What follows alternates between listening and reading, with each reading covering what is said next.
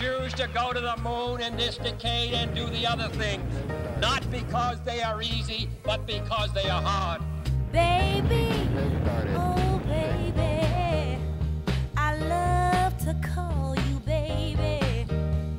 Baby, oh baby, I love for you to call me baby. When you squeeze me real tight. At the end of '63,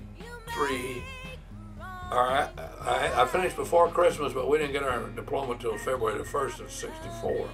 About 2 months later, I was working at Manned Spacecraft Center. Was going to be in Houston, south of Houston. Clear Lake City is called. But no buildings were open when I got there. I went down there and interviewed in some building with the guy who later became the flight controller, Gene Kranz. When I first went to NASA, Gene Kranz hired me, and he said, "You're going to be my pseudo-astronaut." Well, okay. I don't know what he meant, but I didn't know what he meant by that.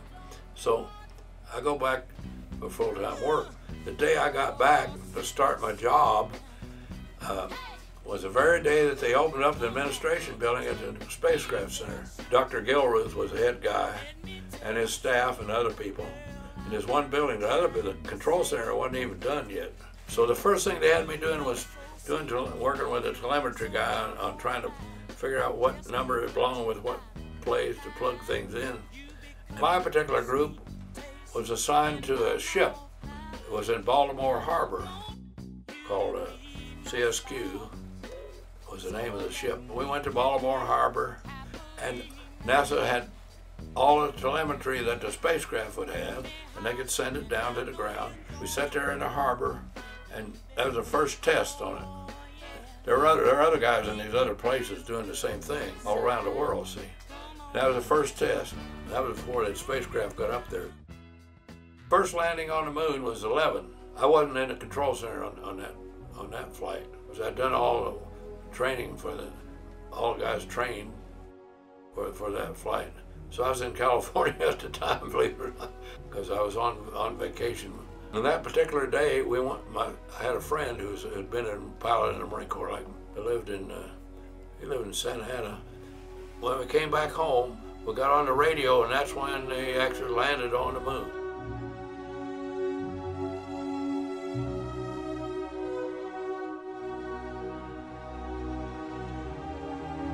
Tranquility Base here. The Eagle has landed.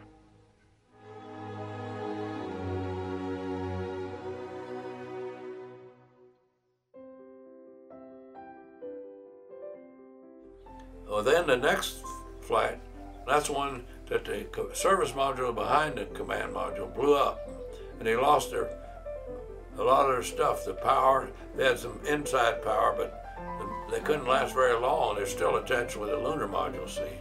There has been an emergency, the flight of Apollo 13.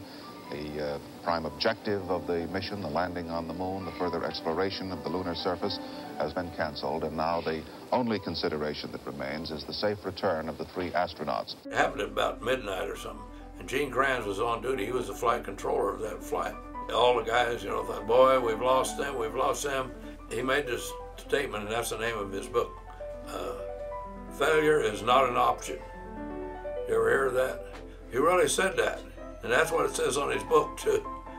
So, by golly, he made them go to work. Can we review our status here, Si, and see what we've got from a standpoint of status? What do you think we got in the spacecraft that's good? My participation happened to be that, because I pulled some strings, the lunar module had its own machine that recycled oxygen so I could use it over and over again, And I had one of those, which was rejected for flight, but I talked to him and let me demonstrate it. Well, it turns out, and I only heard that from Kranz later, he told somebody, go down there to Middleton's place and get that module. And they took it up there, and the engineers looked at it. They had to use duct tape to duct tape it in so they could use that in the command module, because they didn't have one in the command module. But they had to figure out on the ground, these guys down there figuring out how they're going to duct tape this thing together so it'll feed back into the command module. And they had enough oxygen to last till they got it done. And that's what so they did use my thing. I wasn't there at the time.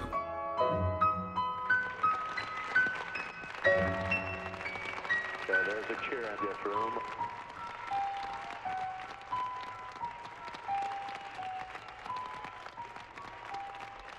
What we're witnessing now is man's very first trip in space with a station stop along the route.